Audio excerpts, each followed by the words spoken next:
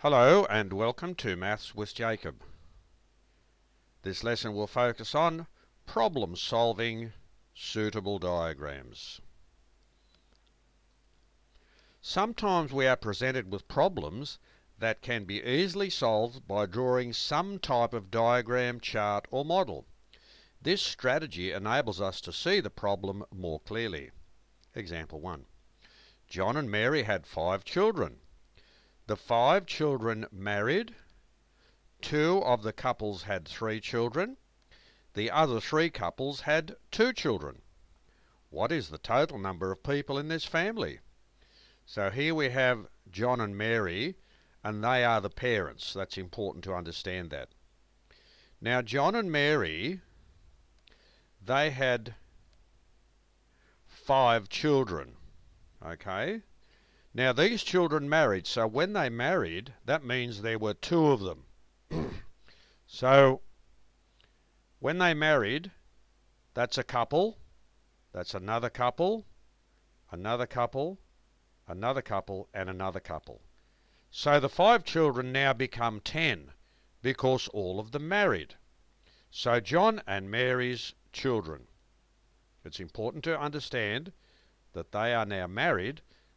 That's why we have that many people. Now, 2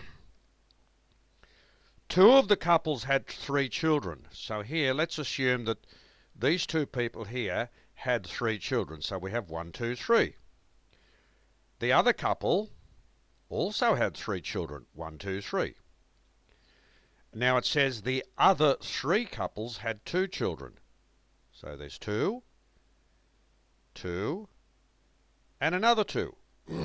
So John and Mary's grandchildren. So all these here with the letter C, they're the grandchildren.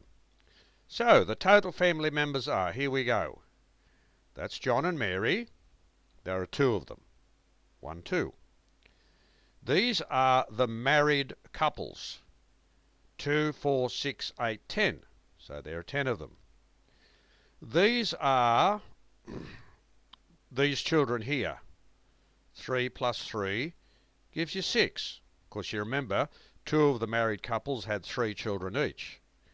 And then the final married couple had 2 children each. So that's the 6 there for those. See there? 3 plus 3 is 6. And now we have 2, 4, 6.